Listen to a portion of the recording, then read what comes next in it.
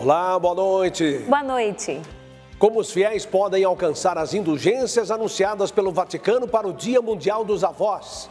Governo anuncia Voa Brasil e primeira fase do programa contempla aposentados do INSS. Setor de panificação investe em novos aromas e sabores para fermentar o consumo do pão nosso de cada dia. População mais vulnerável a infecções, alergias e outros problemas de saúde. Reflexo da baixa umidade do ar que preocupa profissionais da saúde. Síndrome do tédio. Saiba como a falta de estímulos pode afetar a saúde mental. Veja por que pais superprotetores podem causar efeito negativo que afeta o desenvolvimento da criança. Esta é a TV de inspiração católica Canção Nova. Está no ar o Canção Nova Notícias a serviço da vida e da esperança.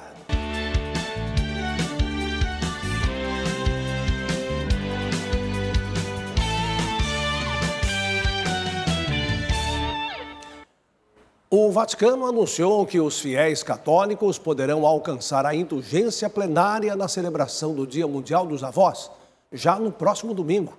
Saiba o que é necessário fazer na reportagem de Danúbia Gleiser e Leonardo Vieira. A Penitenciaria Apostólica, que é um dos 3 tribunais da Curia Romana, decretou a concessão de indulgência plenária no 4º Dia Mundial dos Avós e dos Idosos, que vai ser celebrado no último domingo do mês de julho. O tema desse ano é Na Velhice Não Me Abandones. Para o Catecismo da Igreja Católica, a indulgência é a remissão perante Deus da pena temporal dos pecados. O fiel a recebe em determinadas condições, pode ser parcial ou na totalidade da pena. O texto assinado pelo penitencieiro mor cardeal Ângelo de Donatis indica algumas condições para receber as indulgências, como ter realizado confissão sacramental, comunhão eucarística e a oração nas intenções do Sumo Pontífice. Aos avós, idosos e fiéis que participarem no dia 28 de julho nos serviços realizados em todo o mundo. A indulgência pode também ser aplicada como sufrágio pelas almas do purgatório. Nesse dia, o Tribunal da Misericórdia concede indulgência plenária também aos fiéis que visitarem os idosos necessitados ou em dificuldades. Suggeriamo che la giornata mondiale sia celebrata com uma visita. Nós sugerimos que o domingo seja vivido e celebrado com uma visita a uma pessoa da terceira idade que esteja só.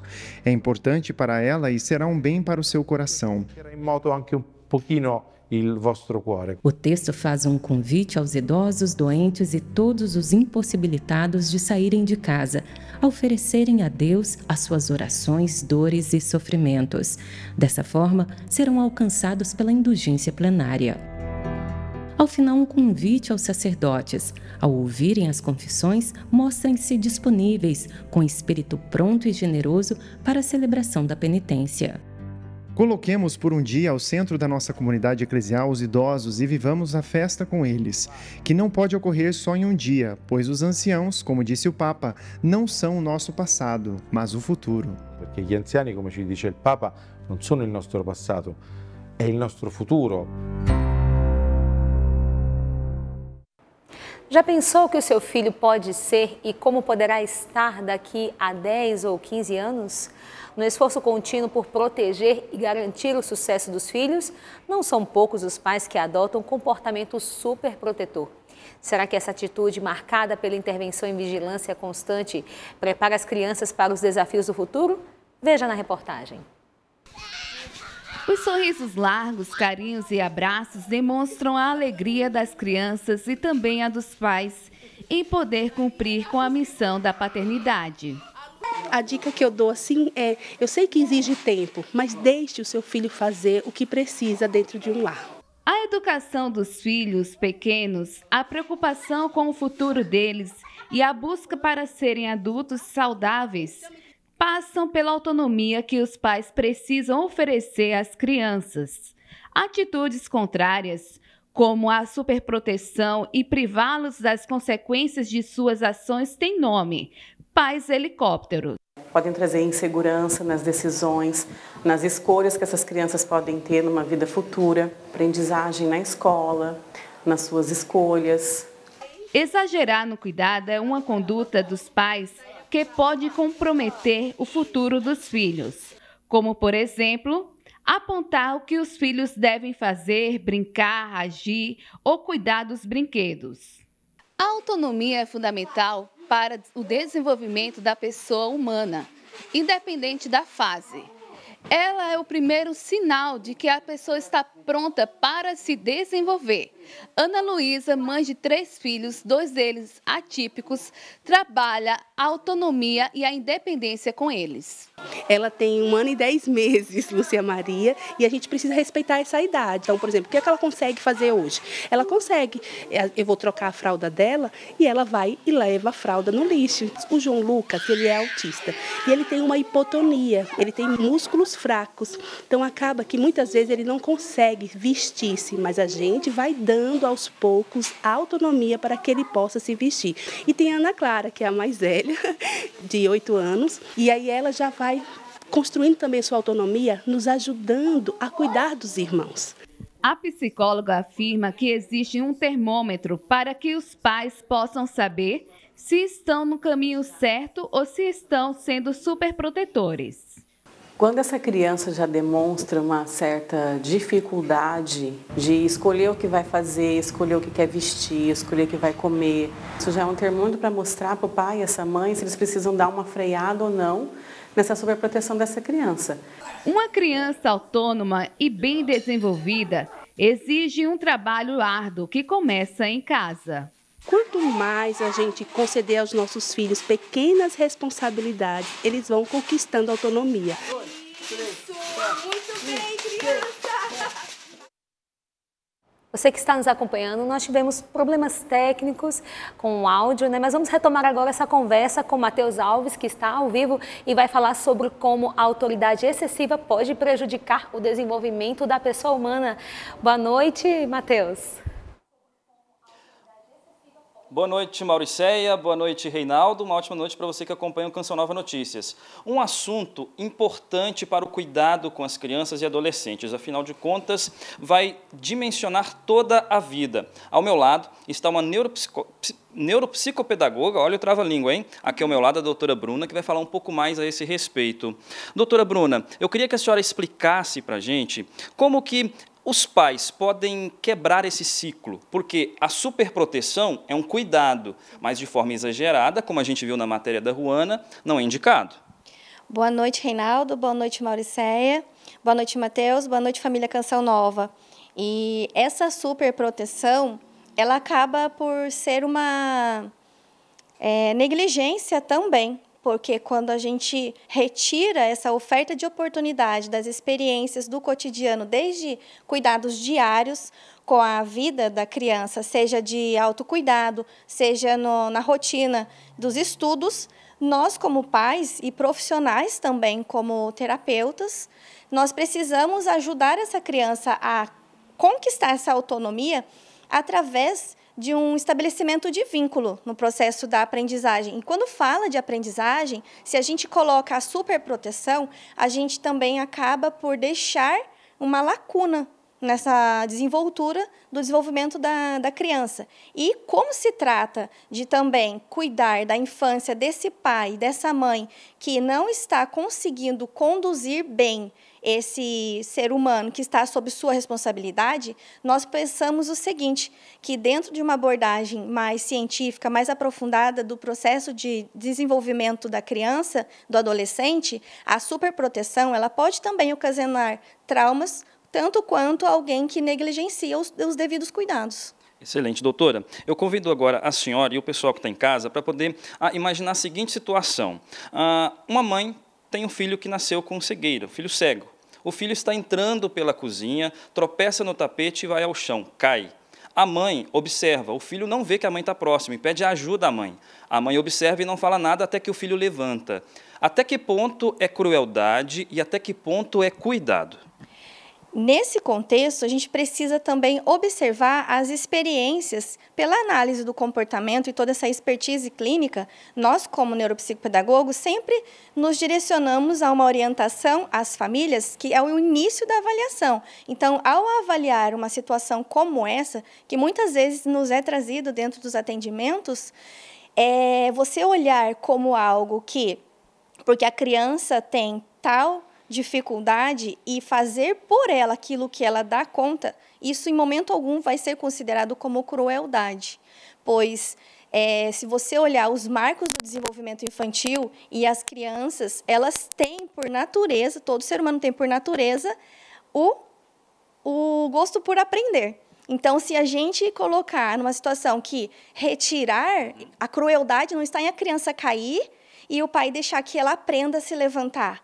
Mas a crueldade aí está em tirar a oportunidade, essa oferta de oportunidade de aprendizagem, que é algo tão simples. Imagine também, daqui para frente, se ele continua fazendo aquilo que é da responsabilidade inata ali, daquela experiência do cotidiano, quando se trata de tomadas de decisões lá na vida adulta. Ok.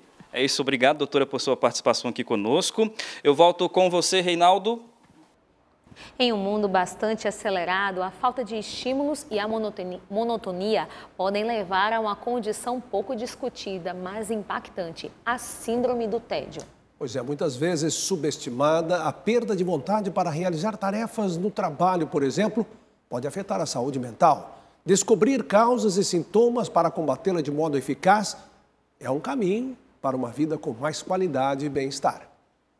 Fadiga no corpo e na mente, sensação de vazio em relação ao trabalho, perda de satisfação com as funções laborais, dificuldades de concentração, sentimentos de fracasso, queda na autoestima. São alguns dos sintomas da síndrome de burnout, também conhecida como síndrome do tédio.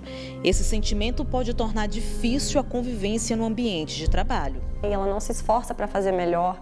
É uma pessoa que se torna, às vezes, grosseira, desinteressada com a equipe, ela não quer participar de nada, então vai ter alguma atividade diferente, algum programa diferente na empresa, ela não quer aprender nada novo, ela não se interessa por aquilo. Pesquisa feita por uma plataforma que abriga empresas de recursos humanos ouviu mais de 3.000 trabalhadores. Desses, 51% afirmaram ter dificuldades em realizar suas atividades. A consequência, queda de produtividade e danos à saúde. As empresas podem ajudar o trabalhador com atuação preventiva, oferecendo um ambiente saudável e investindo em alternativas para reduzir o tédio e aumentar o engajamento dos colaboradores.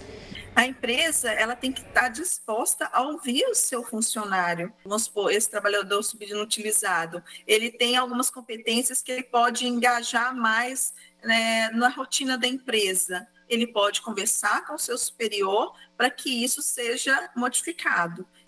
Poder diversificar as tarefas, reconhecer e valorizar os funcionários, oferecer oportunidades de crescimento profissional são caminhos para manter os colaboradores motivados. Alocar esse funcionário em outra função, fazer uma transferência de setor para que haja uma modificação. Ter esse olhar para a pessoa, para o indivíduo como uma pessoa, não como uma mão de obra que vai ocupar ali aquele cargo. E manter esse olhar constante, né? A orientação ao funcionário é que, ao identificar os sintomas, procure um profissional de saúde mental. Primeiro de tudo é entender por quê. Ter um pouco mais de clareza do que está acontecendo. Por que você está tão entediado? O que o teu trabalho exige de você que não é exigente para você, que você não percebe como exigente, que você não percebe como desafiador? O que você tem a mais?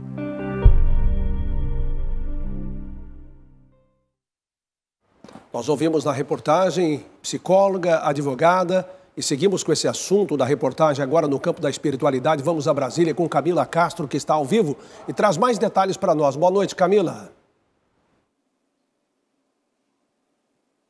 Olá, muito boa noite. A vida tediosa realmente é um peso. E o remédio para esta condição, segundo o Papa Bento XVI, é viver na esperança e na expectativa da união final com Deus. Bento XVI dizia ainda que se o presente permanece vazio, cada instante que passa parece exageradamente longo. Sobre isso, eu converso agora com o padre Fernando Rebouças, que é capelão do Corpo de Bombeiros do Distrito Federal. Padre, muito obrigada pela sua participação.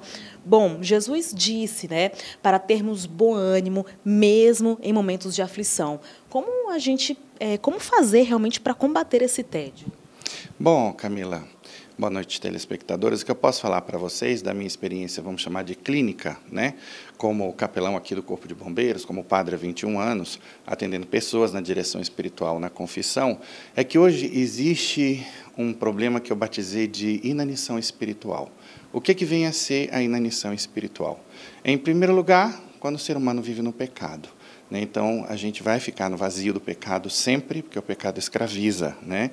Então, esse é o primeiro ponto. O segundo ponto é a falta de sacramentos, especialmente os sacramentos reiteráveis, que são a confissão, onde a gente se renova, onde a gente é perdoado por Deus. E depois a Eucaristia, que é o sacramento maior, o alimento espiritual por natureza, né? Quem come da minha carne e bebe do meu sangue permanece em mim e eu nele, diz Jesus. Então, após isso, a gente precisa de oração. Sem mim nada podeis, ensina nosso Senhor. Então, na oração, nós estamos constantemente na companhia de Jesus, né, na adoração em especial, na companhia da Santíssima Virgem, do Anjo da Guarda. Então, a gente precisa estar conectado com a videira, que é nosso Senhor, né? Além disso, a gente vai ter toda essa questão da falta de conhecimento de Deus, né? No manual de instruções que é a Bíblia, a gente conhece o Senhor. Então, a gente vai saber que o nosso destino é o céu, se a gente fizer por onde merecer, né? Porque imagina, se não sabe para onde está indo, qualquer ponto de chegada é destino, né? Então, é essencial a gente conhecer como a gente funciona e como Deus funciona. E, por último, não menos importante, a questão da caridade, a questão do amor. São João da Cruz já ensinava, onde não há amor, põe amor e tirarás amor. E Bento XVI fala muito da questão da virtude, né? A crise do mundo moderno é uma crise de virtudes. Então, quando nós somos virtuosos, nós vivemos no amor, nós nos sentimos bem, né? E a psicologia já fala que amor gera amor, assim como ódio gera ódio.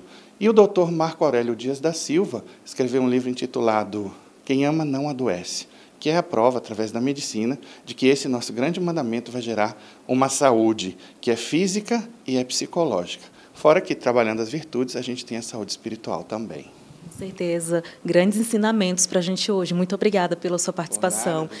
Amém. Volto com vocês. Boa noite. Boa noite. Muito obrigado. Boa noite para você, Camila. A baixa umidade do ar vem preocupando a população, que neste período fica mais vulnerável a infecções, alergias e outros problemas de saúde.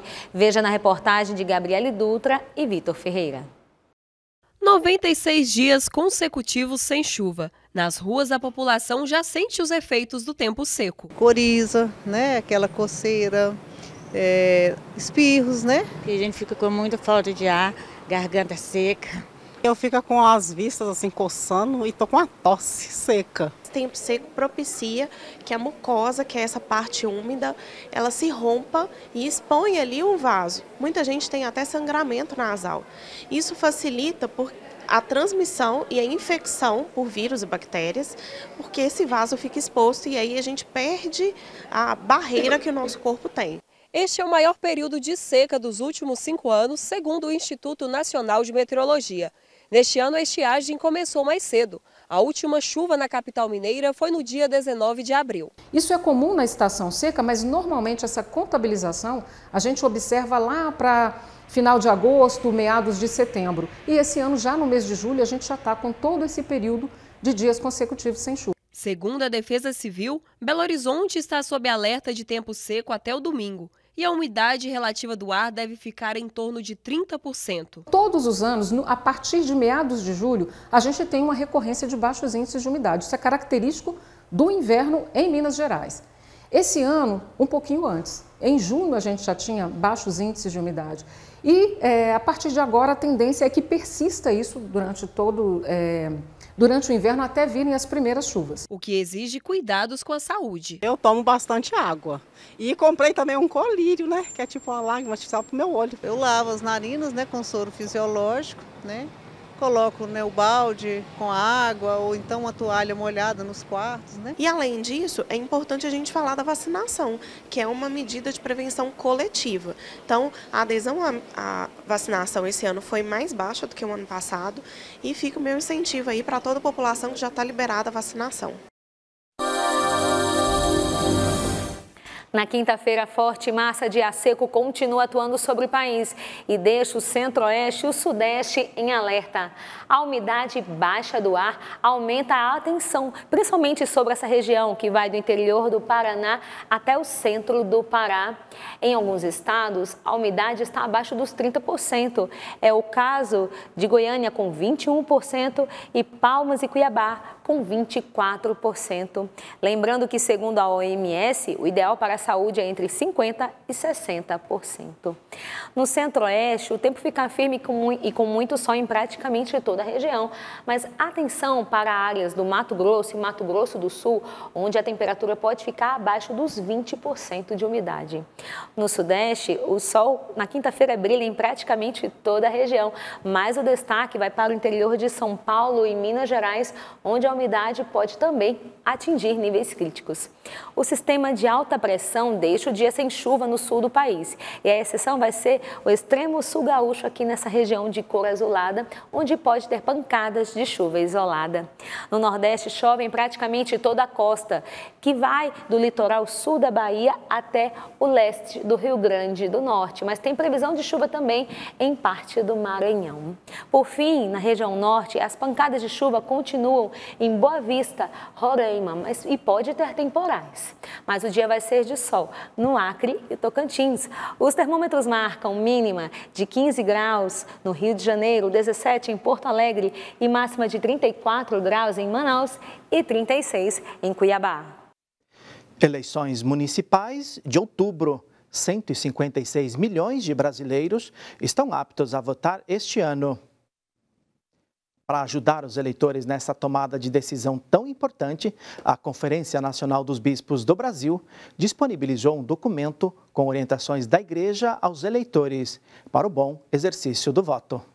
Dona Maria Lúcia já começou a pensar nos critérios que vai usar para votar este ano. O caráter do candidato, né? E esse caráter está voltado ao que é a solidariedade, ao compartilhar com as pessoas, que tipo de atitude, que tipo de ação que ele vai ter em relação às propostas, aos projetos, né? Para auxiliar eleitores, candidatos e comunidades na hora da eleição, a Conferência Nacional dos Bispos do Brasil, Regional Sul 2, preparou a Cartilha de Orientação Política 2024. O documento possui desde o dever cristão na hora do voto até uma parte didática, que mostra, por exemplo, o que faz um prefeito e um vereador, ou como identificar as fake news. A Igreja Católica não indica candidatos nem partidos. É muito importante que nós, católicos, nos envolvamos com o mundo da política, no sentido, assim, de procurarmos o melhor caminho. A esperança não decepciona. A cartilha, inspirada na passagem bíblica de Romanos, apresenta a política de uma maneira positiva, em sintonia com o Jubileu da Esperança, convocado pelo Papa Francisco. Queremos dizer que há razões para se ter esperança na política. Uma das coisas centrais da cartilha, a encíclica Fratelli Tutti, escrita pelo Papa Francisco, e ali, inclusive, usa uma expressão que é o amor político. A cartilha pode ser adquirida no site da CNBB Regional Sul 2, que também preparou podcasts que debatem as boas práticas na hora de buscar por um candidato. Que nossos direitos humanos sejam respeitados, que tenhamos uma moradia, que possamos ter saúde, alimento, né, que possamos ter uma educação, né, que nos leve a olhar para frente. O assunto agora é economia.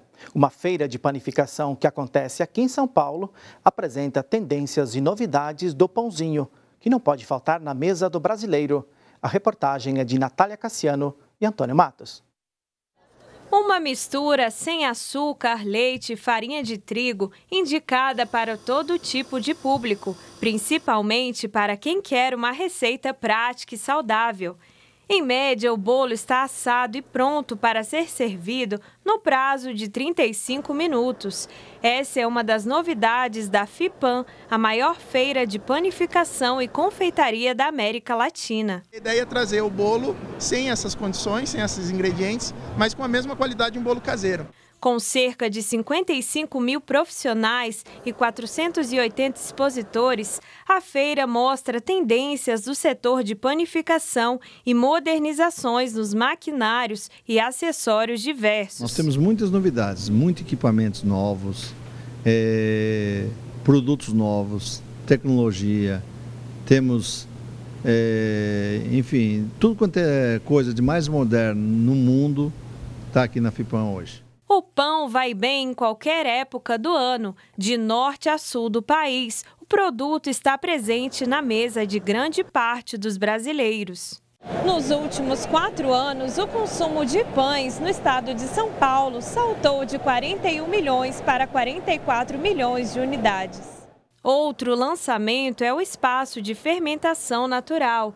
Os pães que passam por esse processo, comparados ao pão tradicional, são mais leves e podem ajudar o sistema digestivo. Eu coloco aqui farinha e água e transformo no fermentação natural, porque ele tem uma acidez controlada. Então isso facilita a digestão. Na feira é possível encontrar ainda brioches quentinhos. Verdadeiro brioche francês. Ele é um produto amanteigado, tem ovels e dá esse brilho espetacular e não encolhe a cintura. E quem provou, aprovou. Muito macio, muito cheiroso, estou apaixonada no cheiro do pão. Muito gostoso, vale muito a pena. A participação de São Paulo fica por aqui. Amanhã voltaremos com outros assuntos. O Ministério de Portos e Aeroportos anunciou hoje o Voa Brasil. A primeira fase do programa vai beneficiar aposentados do INSS e não inclui pensionistas. O objetivo é oferecer bilhete aéreo no valor de R$ 200 em cada trecho para aposentados do INSS que não tenham viajado de avião nos últimos 12 meses. Isso independente da faixa de renda. Cada pessoa passa a ter direito a 2 passagens aéreas por ano. O programa não vai contemplar pensionistas. De acordo com o Ministério de Portos e Aeroportos, as companhias aéreas se comprometeram em ofertar 3 milhões de passagens ao longo de um ano. A pasta também afirmou que o programa deve começar ainda este mês com um site específico onde os beneficiários vão poder pesquisar as passagens. A própria página vai confirmar se o comprador atende os requisitos do programa. De Brasília, Liana Nunes, para o Canção Nova Notícias. Agora, uma história inusitada que vem lá do Reino Unido. É que todos os anos, os monarcas fazem questão de saber a quantidade de cisnes que povoam os lagos e rios da Grã-Bretanha. Uma tradição que envolve muitos ingleses. A contagem dos cisnes é um evento anual da Grã-Bretanha e pode acreditar, é uma tradição que acontece há 8 séculos. O marcador oficial de cisnes do rei é David Barber. É ele quem comanda a equipe que conta os bichos. A criação de cisnes acontece desde o século XII. Naturalmente, naquela época era um alimento muito importante. Claro, hoje em dia, os cisnes não são mais comidos e são espécies protegidas. O trabalho começa pelo rio Tâmisa e é feito com vários barcos que cercam as aves para a captura. A vestimenta da equipe revela que o evento é cheio de pompas e tem áreas de cerimônia. Todos levam muito a sério essa tradição de preservar os cisnes. Quando pegamos uma família de cisnes, nós levamos para a terra, pesamos, medimos e verificamos se há ferimentos. E se tiverem um ferimento sério, eles vão ser tratados por um veterinário.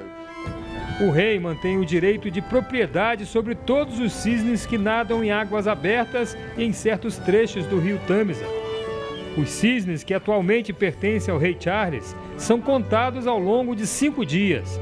e cada captura é celebrada com aplausos, tamanha dificuldade imposta pelos animais. E depois de terem seus cadastros renovados pela equipe de contabilização, os cisnes são recolocados no rio para continuar a enfeitar o espaço e serem uma das atrações desse pedaço do Reino Unido.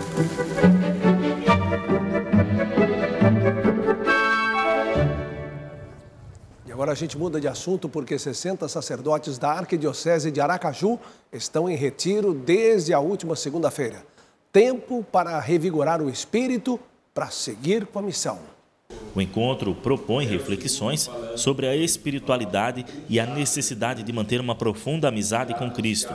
O arcebispo emérito do Ordinariado Militar do Brasil, Dom Osvino Botti, foi convidado para conduzir os trabalhos. Encontrar-se com Deus, largar tudo, chegar até aqui, para que passar 3 ou 4 dias encontrando-se com Deus, ou deixar que Deus o encontre. Dom Josafá Menezes participa pela primeira vez liderando a igreja particular da capital sergipana. Para que nós possamos escutar de novo a voz de Deus, e escutando essa voz, queremos novamente nos colocar à disposição do povo de Deus que está na Arquidiocese de Aracaju. O Retiro do Clero faz parte do calendário anual de ações da Arquidiocese. A participação dos sacerdotes está prevista no Código Canônico.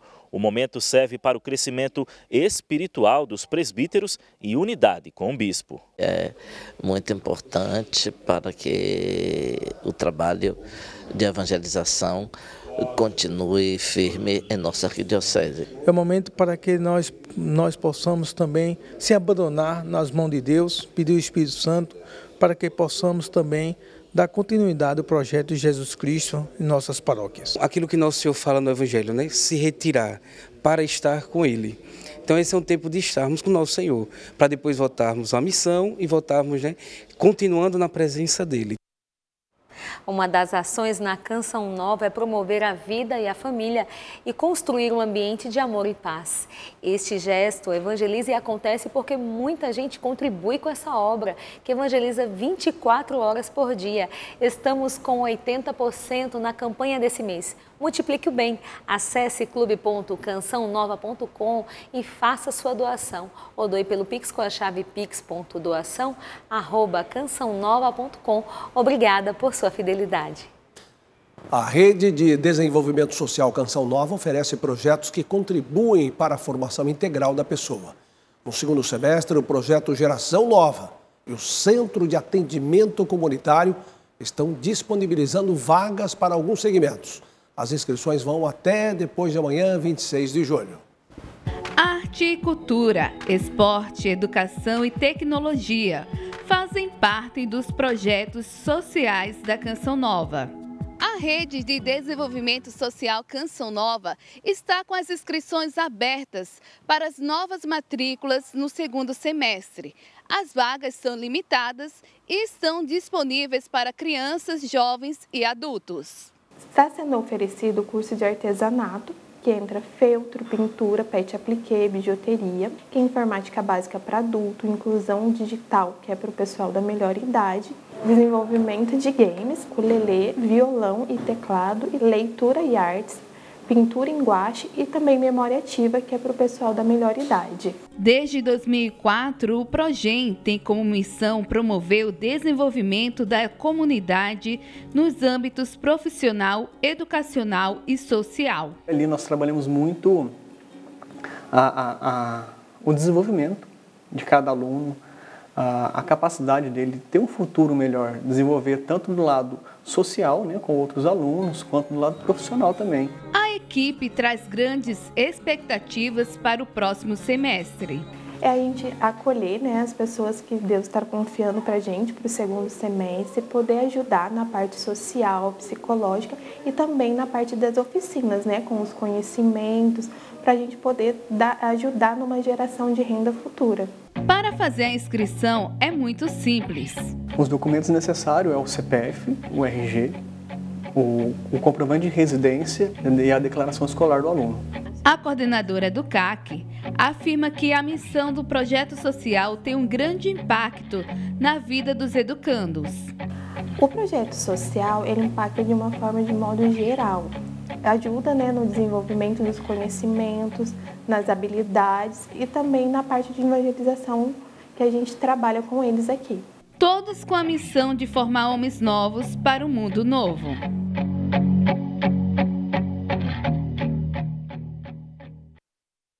Assista em instantes, às 8 horas, a transmissão da Santa Missa do Clube da Evangelização, direto do Santuário do Pai das Misericórdias. Uma ótima noite. A gente se vê amanhã. Boa noite. Paz para você.